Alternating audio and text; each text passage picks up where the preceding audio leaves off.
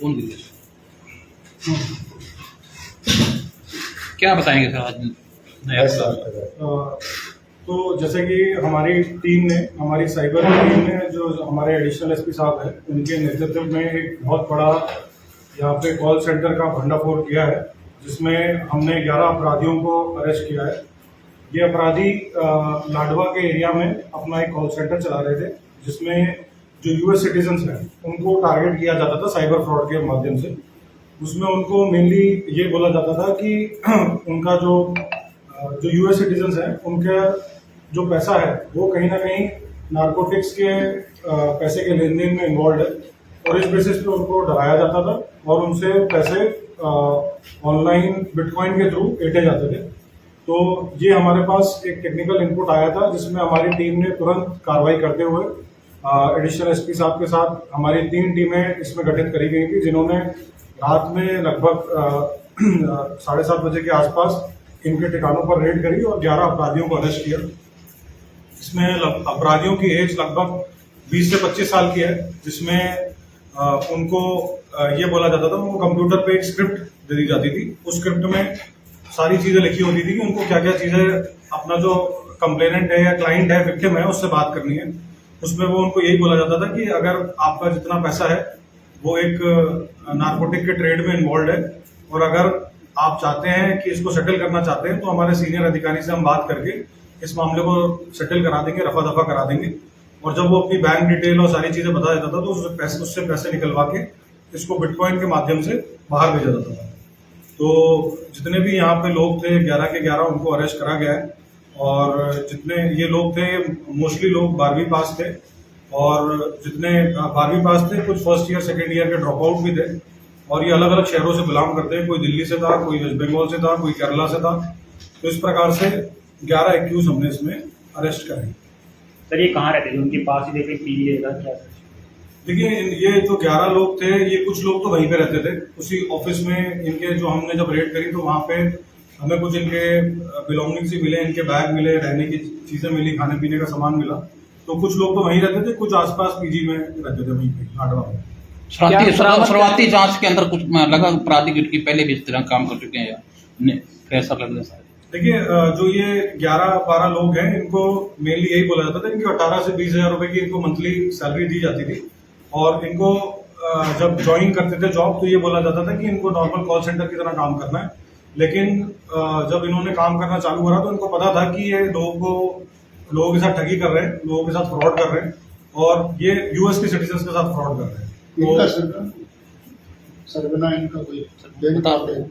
देखिए इनको जो हमारे पास अभी तक इन्फॉर्मेशन आई है, इसको एक टीम लीड इनका चला रहा था, जिसपे हमारी अभी जांच चल रही है। जो इनके साथ दिल्ली से भी जुड़े हुए हैं और भी अन्य शहरों से और दूसरे स्टेट से भी जुड़े हुए हैं। तो इनका एक टीम लीड भी था, जिसपे हमारी पुलिस अभी हमारी टीम्स लगी हुई हैं, और उसको भी हम जल्द से जल्द अरेस्ट करेंगे। क्या कुछ बरामद हुआ इनसे?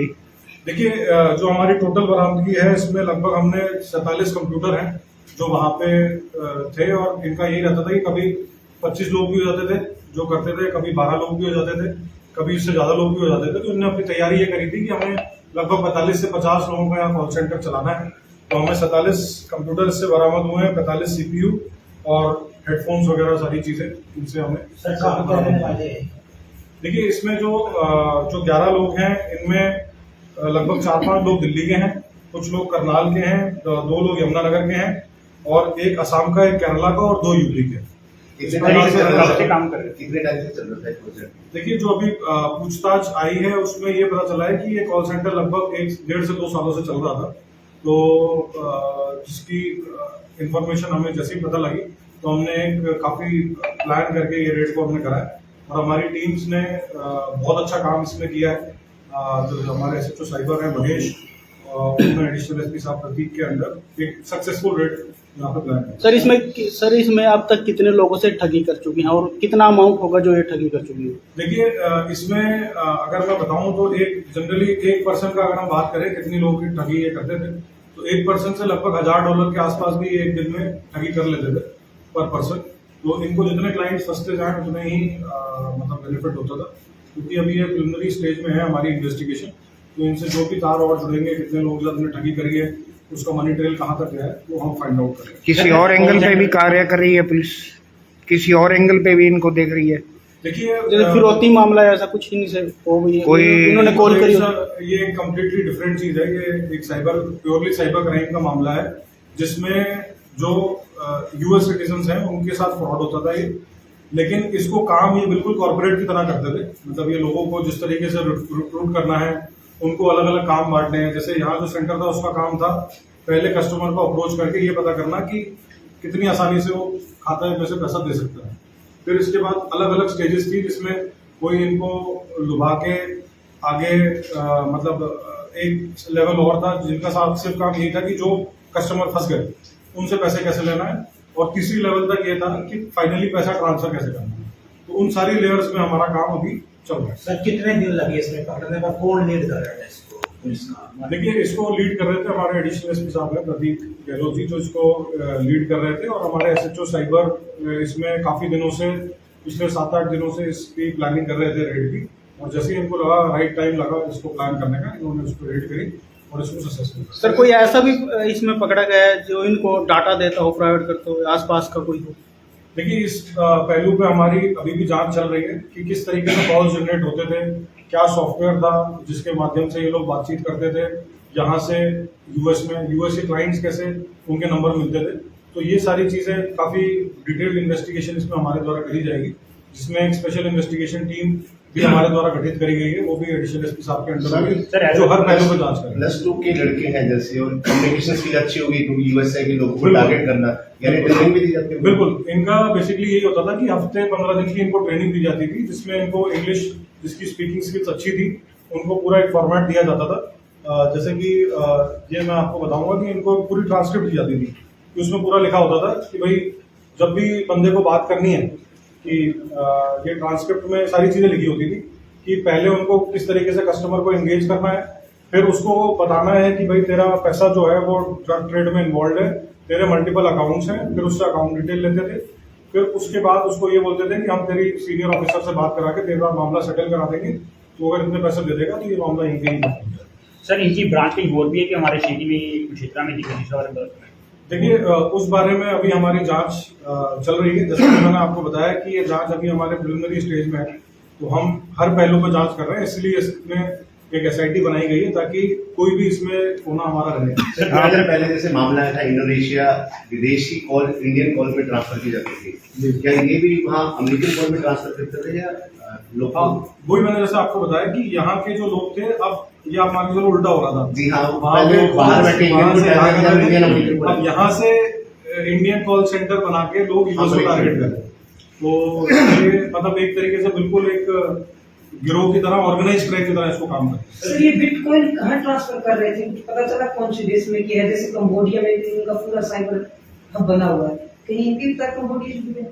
देखिए मैंने जैसा कि आपको बताया कि अभी हमारा जो ये था कि हमने कॉल सेंटर में जितने लोग थे उनको हमने अभी अरेस्ट किया है। उसके बाद इसकी इन्वेस्टिगेशन हमारी अभी डिटेल में चल रही है, अंडर प्रोसेस। सर एक सवाल हो कि ये अधिकारी बनकर आगे बात करते थे, यही लोग अधिकारी बनते थे या इनके ऊपर भी जो सरगना है वो अधिकारी बनते थे? नहीं, बेसिकली ये कॉल सेंटर वाले ही कहीं ना कहीं अधिकारी बन के बात करते थे, मतलब कि ये अपने आप को व्यू करते थे एज अ पुलिस ऑफिशियल और या नार्कोटिक्स के ऑफिशियल वहाँ पे, और फिर ये लोगों को इस तरीके से ये बिल्डिंग में चल रहा था, उस बिल्डिंग के मालिक को पता था कुछ या कोई उनसे पूछताछ की जाएगी? देखिए उनसे भी पूछताछ करी जाएगी, क्योंकि जिस कॉल सेंटर में ये चल रहा था वहाँ पे ऑलरेडी ये सेटअप इनको बना हुआ मिला था, तो उसके बारे में भी डिटेल पूछताछ करी जाएगी कि किसका इसमें इन्वॉल्वमेंट है और किसका नहीं। ये लोकल कॉल सेंटर में ज्यादातर वुमेन्स होती हैं सर, कोई ऐसी वुमेन्स भी कुछ पता चली जो घर से ही डील कर रही हुई कॉल करती कुछ ऐसा?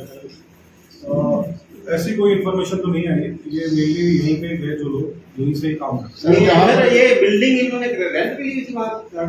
देखिए अभी तक तो बात आई है, क्योंकि इनका मेन जो हेड है जो इस सेंटर को चला रहा था वो उस पर अभी हमें कार्रवाई करना बकाया है, तो वो जब आएगा तब सारी बातें पता चलेगी कि ये कॉल सेंटर रेंट पे था, कितने समय से था, उसने पुलिस को कब यहाँ उसने सेटअप किया।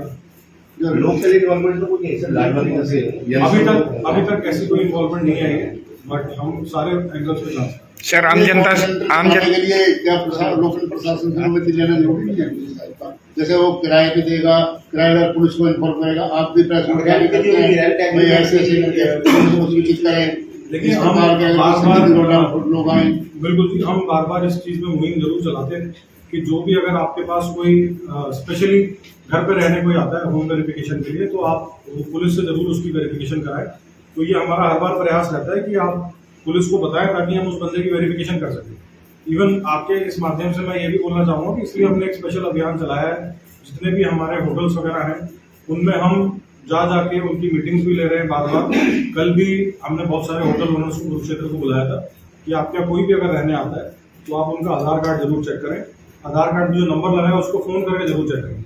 और अगर बाद में कभी ऐसी बात होती है कि कोई क्रिमिनल उनके यहाँ आके ठहरा और उस होटल ओनर ने ये बेसिक चीज़ें नहीं करी होंगी तो हम उसके खिलाफ भी लीगल एक्शन जरूर लेंगे। साइबर क्राइम के विषय में आम जनता को क्या अपील करेगी सर? देखिए, साइबर क्राइम के विषय में सबको यही बोलना चाहूँगा कि जो हमारा एक हेल्पलाइन नंबर है 1930, ये सभी के लिए ये बहुत ही इंपॉर्टेंट हेल्पलाइन नंबर है। जब भी कोई साइबर फ्रॉड आपके साथ होता है तो आप तुरंत बिना किसी देरी के 1930 पे कॉल करें, ताकि जो भी आपका पैसा है वो अगर उस टाइम भी फ्रॉड हुआ है तो उसको हम होल्ड करके आम आदमी को उसका पैसा दिला सकते हैं। तो 1930 जो हमारा हेल्पलाइन नंबर है इसको जरूर यूज करें। ये बहुत ही इंपॉर्टेंट नंबर है। और जैसा कि आजकल कुछ कॉमन जो साइबर फ्रॉड है वो एक तो डिजिटल अरेस्ट है, जिसके बारे में मैंने पहले भी बताया था कि डिजिटल अरेस्ट नाम की कोई चीज नहीं होती। तो इससे लोग दूर रहें। अगर उनको लगता है किसी ने उनको फोन करके बोला है कि जी मैं डिजिटल अरेस्ट हूँ, पिछले 5 दिन से अगर वो उसको सफर कर रहे हैं तो इमीडिएटली पुलिस को आके बताएं। डिजिटल अरेस्ट नाम की कोई चीज नहीं होती। दूसरा जो आजकल most common fraud cyber fraud है वो इन्वेस्टमेंट फ्रॉड है। इन्वेस्टमेंट में वो आपको किसी तरीके से लुभाने के लिए किसी व्हाट्सएप ग्रुप पर जोड़ते हैं। वो आपको बोलते हैं जी ये ऐप हम आपको दे रहे हैं, इसमें आप पैसा डालोगे, आपका पैसा रोज बढ़ता रहेगा। लेकिन जब आप पैसा विड्रॉ करने के लिए जाएंगे तो पैसा विड्रॉ नहीं होगा।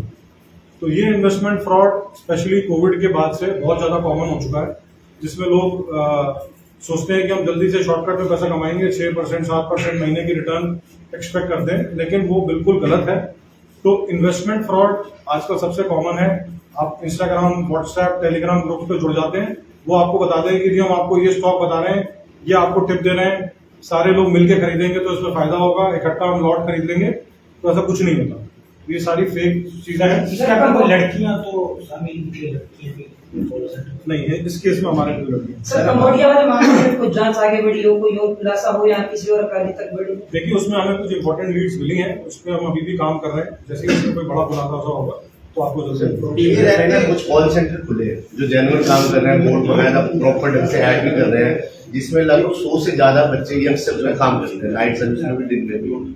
तो एक तो जेन्युइन कर रहा है, ऐसे ही फर्जी कॉल सेंटर थे, लेकिन पब्लिक के दिमाग में वो चलता नहीं। ऐसे भी अभियान चलाया जाए कि लोग जागरूक रहे कि जैसे मतलब अगर आपको आपके एरिया में आपको लगता है कोई ऐसी कॉल सेंटर है जहाँ आपको लगता है कि कुछ सस्पिशियस काम हो रहा है, तो आप जरूर इन्फॉर्मेशन दें, हम उसको वेरीफाई करेंगे। और अगर फर्जी कोई कॉल सेंटर चल रहा होगा तो जैसे हमने ये कार्रवाई बड़ी करी है, वैसे हम उनके ऊपर भी कार्रवाई करेंगे। और जैसे पहली बार एक कुरुक्षेत्र में इस तरह ये कॉल सेंटर पकड़ा है, तो अगर ऐसी कोई इन्फॉर्मेशन आगे भी आती है तो हम जरूर उस पर कानूनी कार्रवाई करेंगे। हमारी टीम बहुत अच्छा इसमें अपना प्रयास कर रही है और डेफिनेटली हम इसमें आगे भी ऐसे काम करेंगे।